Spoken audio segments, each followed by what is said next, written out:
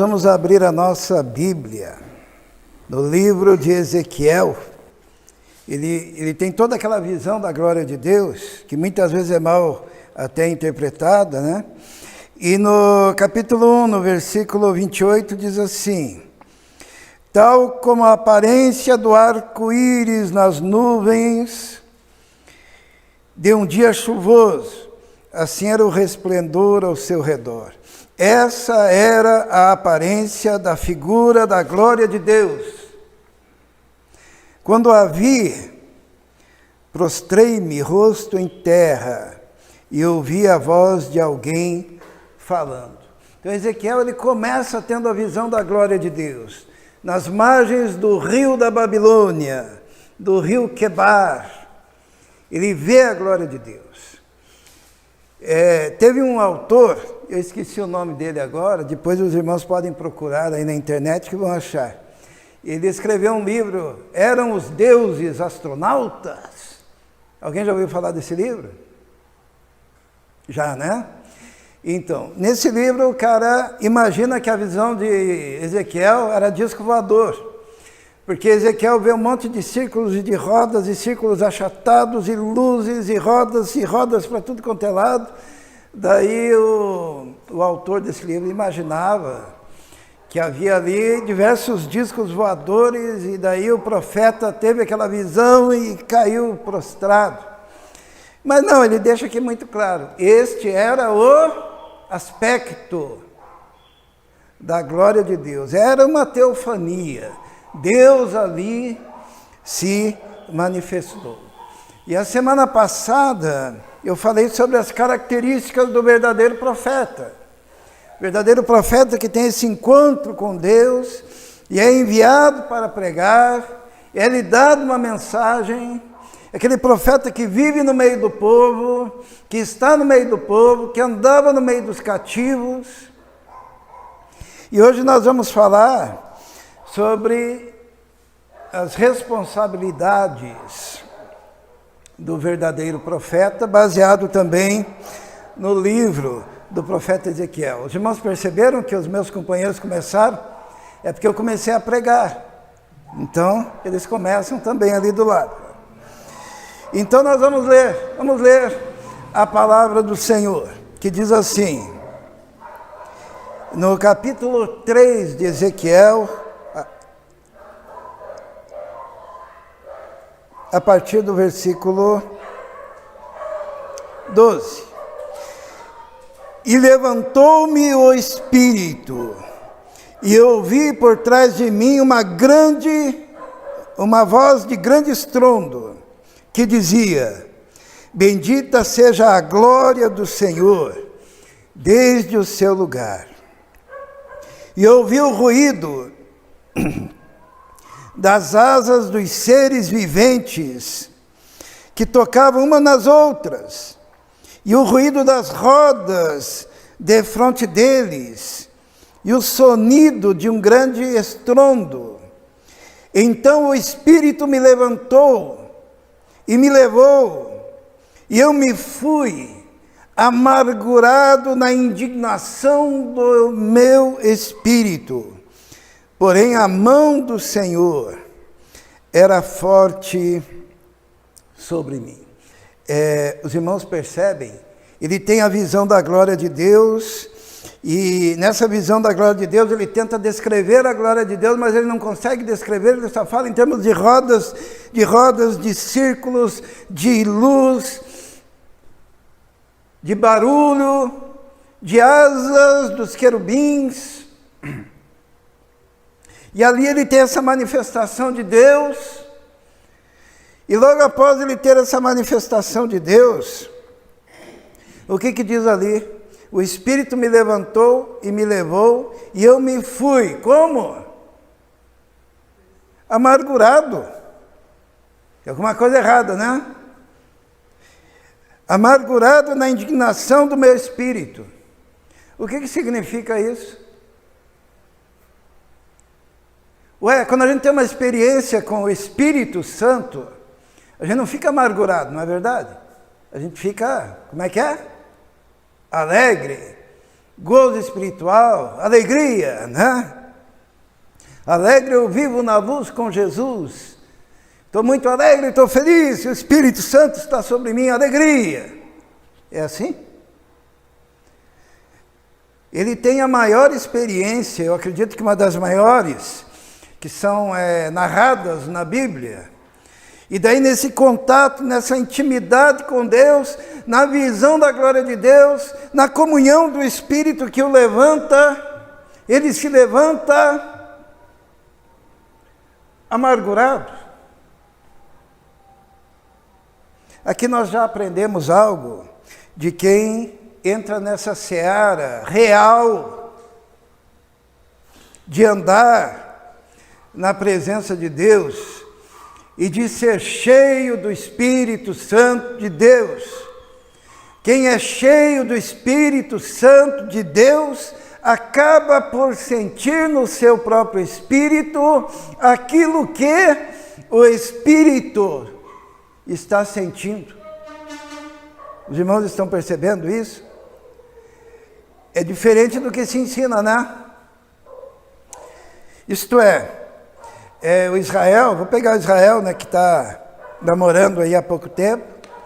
Você tem comunhão, né, com a Mavi, e você percebe quando ela está triste? Né? Marcos, você percebe quando a Bia está triste? Percebe, né? Por que será? Mateus, você percebe quando a Fernanda está triste? O Jailson, Jailton, percebe quando a Gisele está triste, né? Por quê? Porque estão juntos. Quando a gente tem intimidade, às vezes não precisa falar nada, né? Olha, e o teu espírito testifica que o espírito dela está triste ou está raivoso. Às vezes é mais fácil de perceber, né, quando está raivoso, ou está indignado. Agora, quando nós temos intimidade com Deus, nessa comunhão espiritual, o sentimento de Deus nos impacta.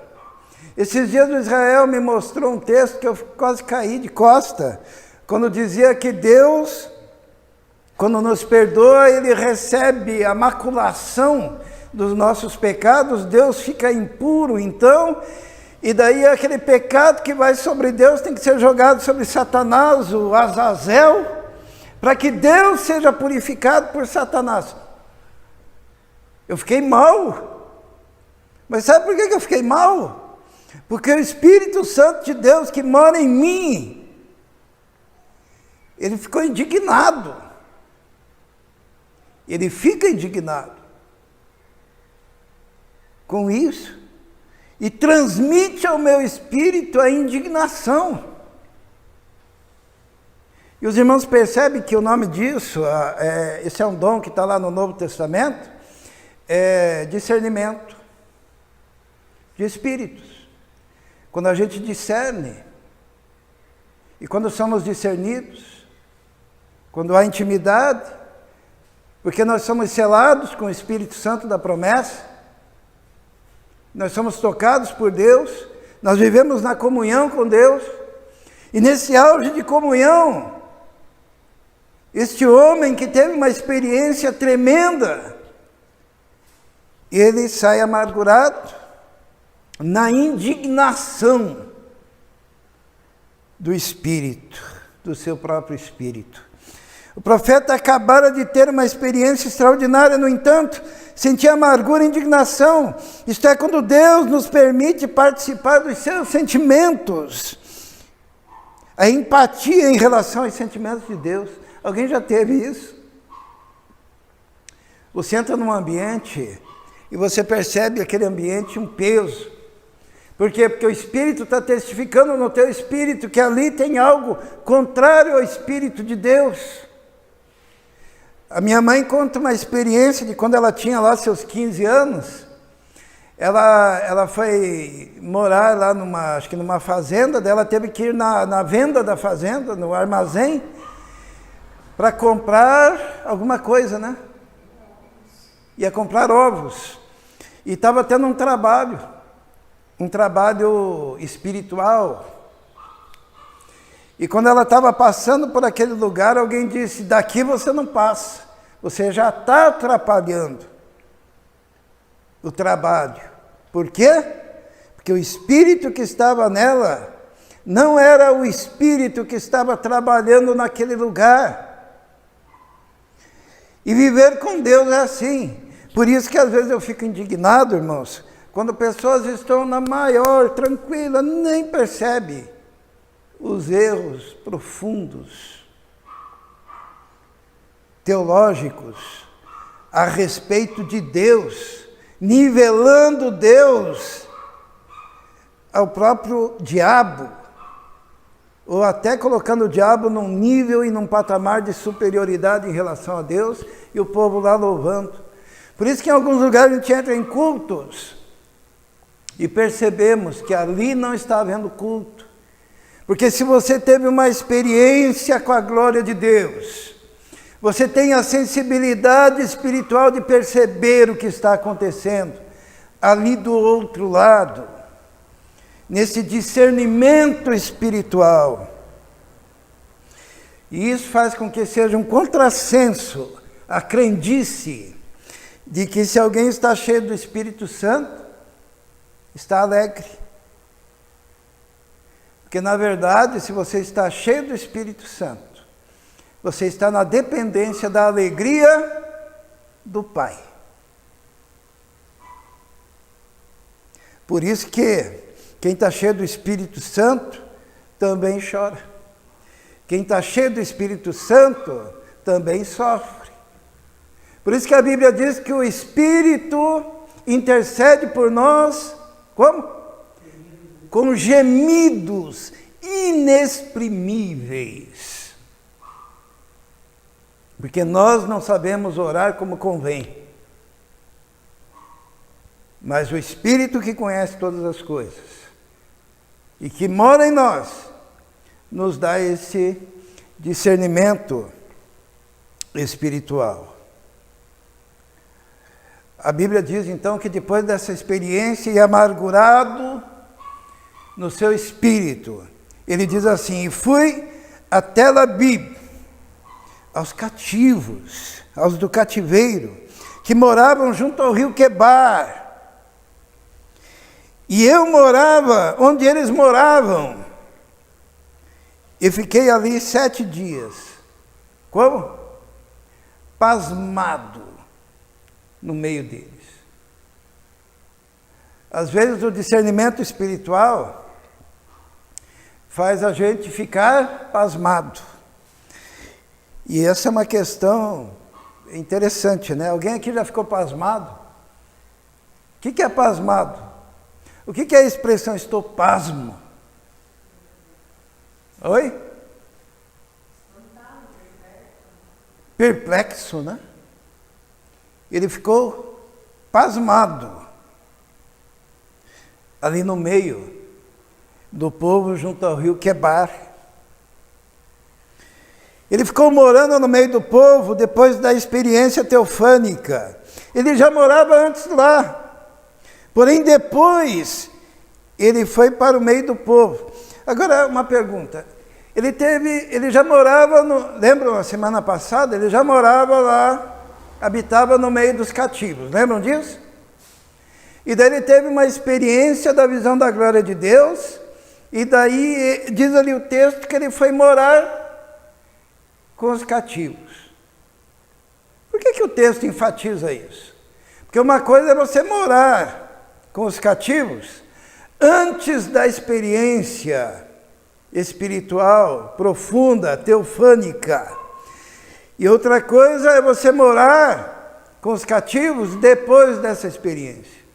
Depois dessa experiência ele ficou pasmado, atônito, passado, né? Qual a diferença entre o profeta antes de contemplar a glória de Deus e depois de contemplar a glória de Deus? A percepção da loucura, do perigo, do desperdício da vida, da insensibilidade daquele povo. E eu coloquei aqui uma ilustração, né? Depois de uma experiência revelacional de Deus, você nunca mais vai olhar o teu filho, teu vizinho, da mesma maneira. Se você tiver a sensibilidade espiritual, o relacionamento com Deus, a percepção do perigo que o teu filho, que a tua filha, que o teu vizinho, que o teu parente, que as pessoas que te envolvem, o perigo que eles estão iminente de uma vida eterna sem Deus, sem salvação, perdidos, perdidos, perdidos, que nem diz a canção da Rebeca, você ficaria pasmo, você ficaria angustiado, você olharia para o seu filho com um olhar diferente, você não seria tão complacente, você não seria tão indiferente com os joelhos no chão, para orar com lágrimas, com sangue, com suor, pela vida daquele que está se perdendo. Tem um ditado popular que diz que a ignorância é uma bênção, né? Por quê? Porque a pessoa daí não sabe, né? Vou viver a minha vida. Mas Ezequiel,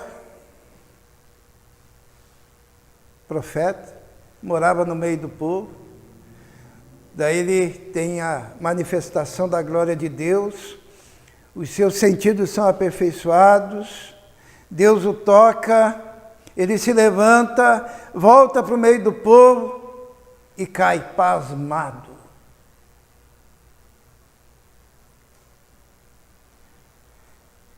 Esse é o motivo de muita gente achar que tudo é besteira, né?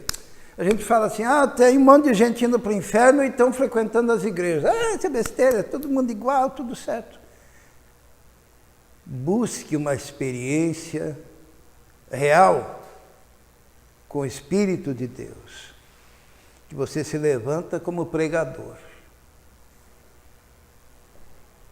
como testemunho vivo.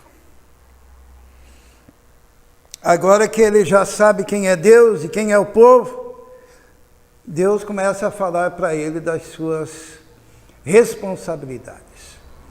Eu queria começar, antes de mostrar o próximo slide, qual é a sua responsabilidade? Qual tem sido a nossa responsabilidade? E pior do que isso, qual a percepção que temos da nossa responsabilidade? A responsabilidade do verdadeiro profeta também é a responsabilidade do homem de Deus, também é a responsabilidade do irmão da igreja, também é a responsabilidade do crente. A responsabilidade é essa. Quando Deus pega e depois de tudo isso, diz para o profeta, eu te coloquei como atalaia. Primeira responsabilidade é essa, é o chamado, né? Eu te coloquei como atalaia. Alguém é do tempo da rádio Atalaia? Acho que não existe mais, né? Você lembra, Bia? Os mais antigos, estou brincando. Tá? Então existe a rádio Atalaia. Irmãos, a palavra atalaia se refere ao sentinela. Na antiguidade, o atalaia era o soldado que ficava nas montanhas, olhando longe, porque se viesse o exército inimigo, ele tinha que tocar trombeta e avisar o povo. E por isso o atalaia ele não podia dormir, ele não podia descuidar, e ele tinha que dar o sinal certo, porque haviam toques diferentes de trombeta para cada situação. Ele tinha que tocar a trombeta, no caso de perigo. É o chamado. E tem gente que se sente chamado para o ministério, e esse é um fenômeno da nossa época, porque antigamente, o cara para ser pastor, ele era considerado assim, vai ser pastor, porque não vai ser advogado, porque não vai ser médico, porque que não vai ser engenheiro, né? E hoje em dia não, hoje está glamorizado, né? Oh, meu filho vai ser pastor, vai andar de gravata, né? Ele vai andar aí no meio do povo, vai falar em público, vai estar sempre na frente, né? Aquela ideia da função. É a mesma coisa quando um filho vai para o exército e a mãe toda orgulhosa diz, olha meu filho como está lindo de uniforme. E ela fica feliz até o momento do quê?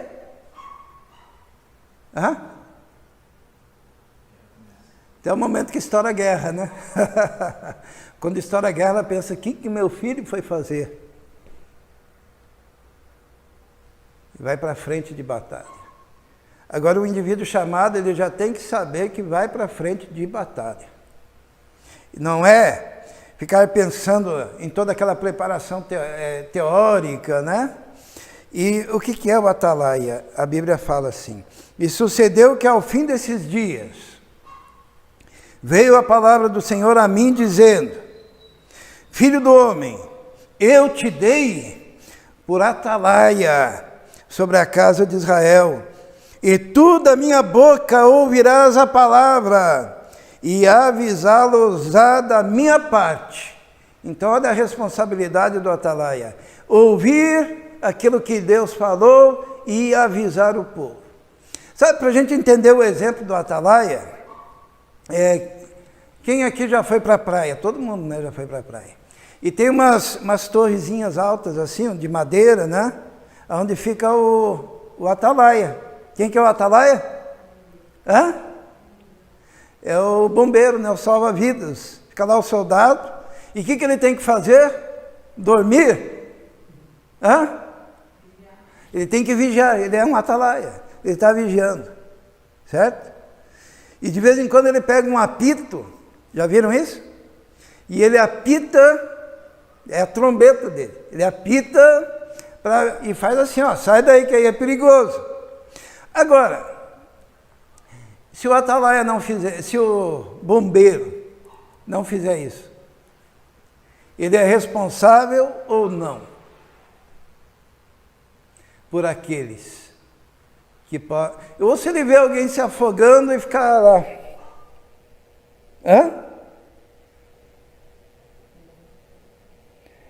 É função, é obrigação, faz parte do chamado, faz parte da vocação dele, arriscar a própria vida para salvar aquele.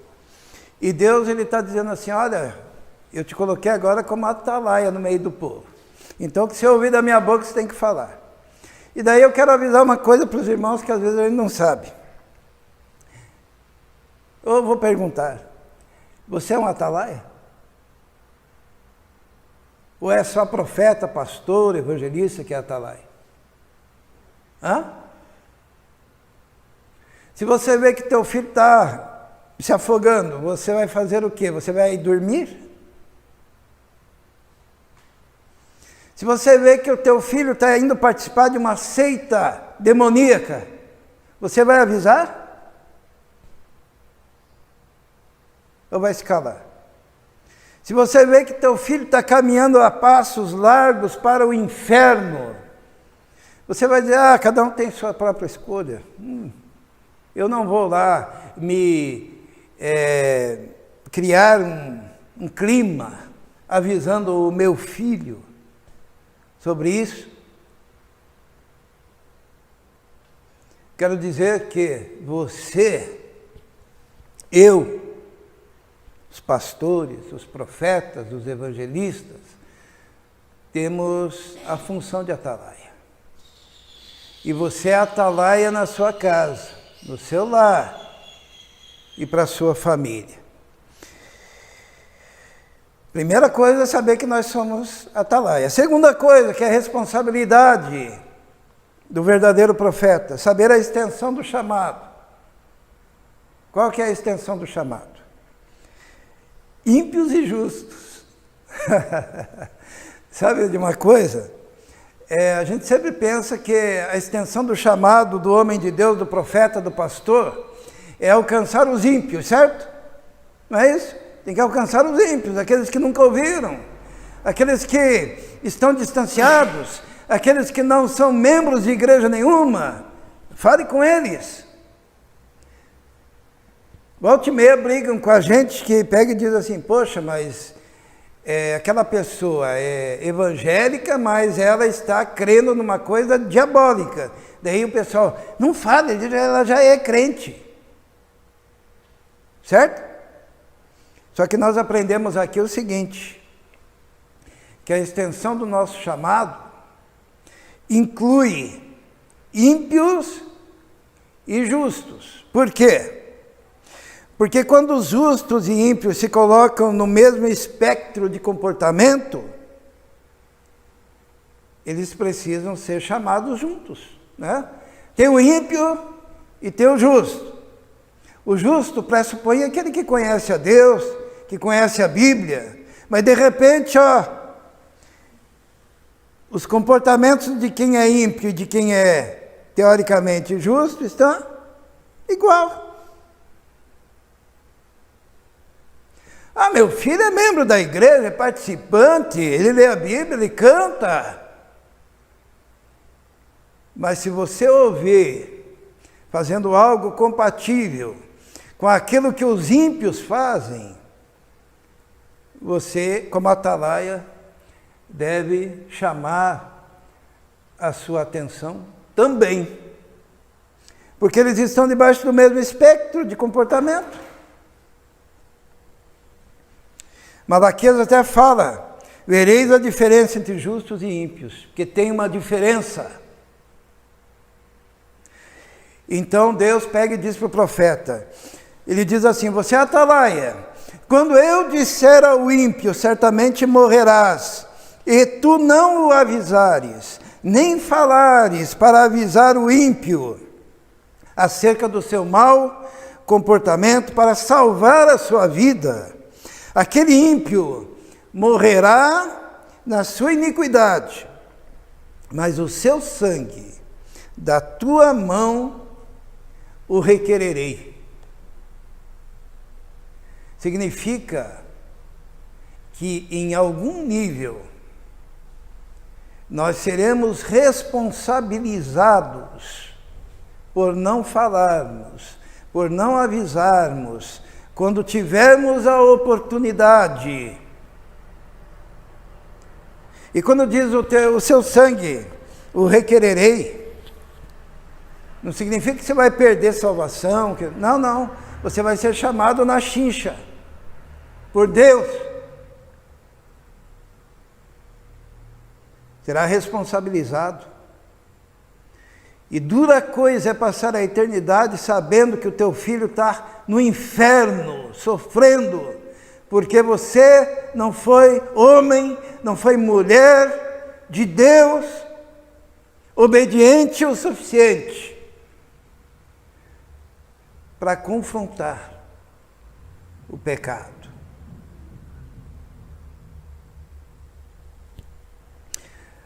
A palavra diz também, diz assim, mas se tu avisares o ímpio, e ele não se converter da sua impiedade e do seu mau caminho, ele morrerá na sua iniquidade, mas tu livraste da tua vida. Irmãos, estão entendendo? A responsabilidade nossa não é converter o outro. A nossa responsabilidade é avisar, porque você é atalaia. Tem até gente que não gosta desse texto e diz, não, isso daí é só para o povo de Israel. Não, isso daí é uma coisa que Deus tinha só no Velho Testamento. Não, isso é uma coisa que se estabelece também no Novo Testamento, que é a responsabilidade de dar testemunho, de falar, de transmitir a mensagem. Essa é a extensão. Diz também assim, para ficar bem claro, semelhantemente a extensão do nosso chamado. Quando o justo se desviar da sua justiça e cometer a iniquidade, e eu puser diante dele um tropeço, ele morrerá, porque tu não o avisaste. No seu pecado morrerá, e as suas justiças que tiver praticado não serão lembradas, mas o seu sangue, falta um pedaço, da tua mão o requererei. Porque você tem que falar para todos. Para todos. Nosso papel não é converter. Porque quem que converte mesmo? É o Espírito Santo. Nosso papel é falar. Porque nós somos instrumento. Daí diz assim, mas avisando tu o justo. Aqui não está falando de ímpio. Daí você pensa assim, não, mas meu vizinho ele vai lá na igreja tal, o meu parente vai em tal lugar, o meu não sei quem lá é músico na igreja, no louvor, o outro tem até um disco, um CD gravado. Deus aqui não está falando disso não. Está falando, se você vê, e eu mandar avisar, e você não falar, sabe, às vezes eu arrumo algumas encrencas por causa disso, né? Porque eu vejo cada coisa. A gente, quando está envolvido no ministério há tanto tempo, a gente tem facilidade de captar o erro, né? Assim, de algumas coisas, algumas besteiras, que são feitas às vezes até por simplicidade, ou porque são mal ensinados. Daí a gente pega e tem que fazer o que mesmo? Tem que falar. Daí você vira o chato, você vira o implicante. Só que você tem que falar. Falar como? Falar o que Deus disse. Que é muito fácil. É só repetir o que Deus disse, que você não cai em contradição. Agora, a pessoa aceitar ou não é problema dela, né? A gente não pode... Só pode orar, pedir, interceder, clamar, chorar, mas quem faz a obra é o Espírito Santo. Diz, se esse justo for avisado, você livrou a sua vida.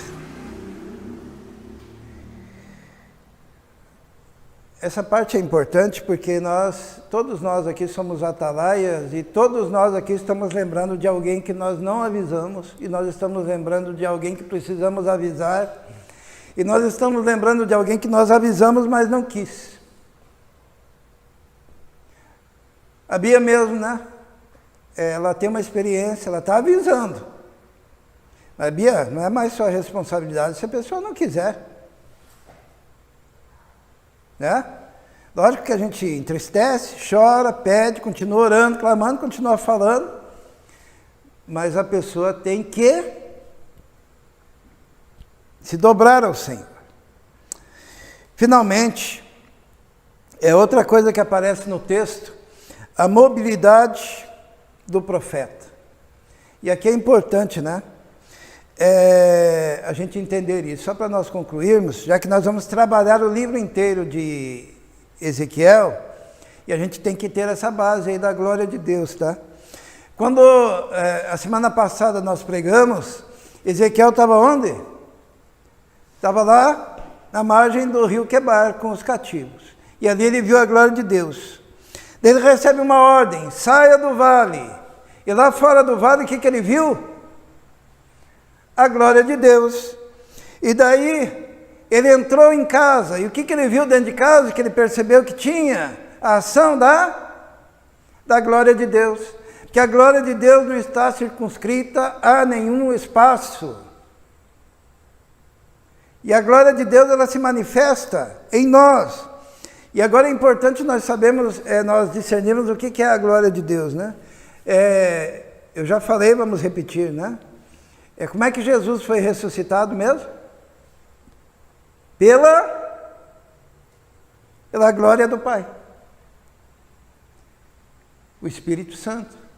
Quando a gente fala lá do Pentecostes, a manifestação ali foi da glória de Deus. E quando a gente fala que nós somos cheios do Espírito Santo, nós nos tornamos cheios da glória de Deus. E vivendo nessa nova aliança,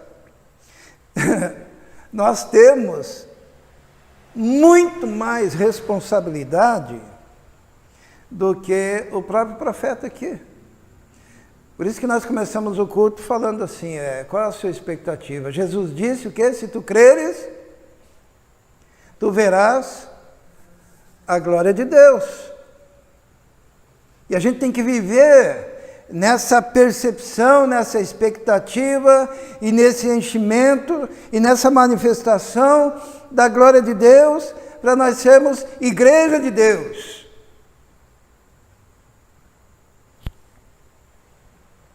A glória de Deus junto ao rio Quebar, a glória de Deus fora do rio Quebar, a glória de Deus dentro dele, toda é manifestada logo em seguida. Diz assim, a mão do Senhor, entenda o Espírito do Senhor, estava sobre mim ali, e ele me disse, levanta-te, sai do vale, e falarei contigo. Ele sai do vale e diz assim, e levantei-me, saí do vale, e eis que a glória do Senhor estava ali, como a glória que vi junto ao rio Quebar, e caí sobre o meu rosto. Isto é, irmãos, depois que você tem um encontro com Deus, você vive e permanece diante da glória de Deus. E essa responsabilidade é tremenda.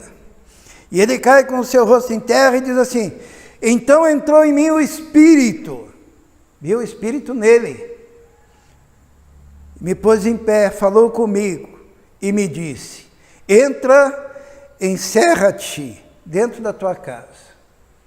E ele entrou dentro de casa, ficou lá preso, ficou lá encerrado dentro de casa. Por isso é importante discernir a presença do Senhor em cada circunstância, em cada momento da vida. Existem momentos que a gente se sente vazio, né? Lembra que eu falei do culto aqui um dia? Algumas vezes acontece quando eu começo, parece que vai ser uma reunião de condomínio, tá? Eu não consigo pensar em algo mais chato do que reunião de condomínio. Mas o Espírito Santo de Deus revela a sua presença e a sua palavra. E revela também para quem quiser. E a presença dele é que faz o culto ser culto. É a glória de Deus. E a possibilidade de muita transformação. Então o discernimento tem hora de sair do vale, cheio do Espírito, ir para fora do vale, cheio do Espírito, entrar dentro de casa, ficar calado, e tem hora também de falar. Por isso que Deus fala assim para o profeta, e quanto a ti, filho do homem, eis que porão cordas sobre ti, e te ligarão com elas, não sairás, pois, no meio deles. E eu farei que a tua língua se pegue ao teu paladar e ficarás mudo, e não lhe servirás de repreendedor, porque eles são casa rebelde. Só que depois ele diz, mas quando eu falar contigo, abrirei a tua boca, e assim lhes dirá, assim diz o Senhor Deus, quem ouvir, ouça, quem deixar de ouvir, deixe, porque eles são casa rebelde. Eu vejo aqui um homem que estava à disposição para ser usado por Deus. Ele estava à disposição no vale, ele estava à disposição fora do vale, ele estava à disposição dentro de casa, ele estava à disposição quando Deus o faz mudo para que não fale, ele estava à disposição quando Deus abre sua boca e diz, agora vai e fale. E cada um de nós devemos estar maleáveis nas mãos de Deus e dispostos a ser usados por Deus, no vale ou na montanha, dentro de casa ou fora de casa, amarrado com cordas por aqueles a quem nós amamos, ou libertos para transmitir a palavra, mas dispostos a falar, quer ouçam, quer deixem de ouvir. Esse é um termo muito usado lá em Apocalipse, né? Quando o Espírito diz assim, quem tem ouvidos para ouvir, ouça o que o Espírito diz a igreja. Vamos fechar os nossos olhos? Senhor,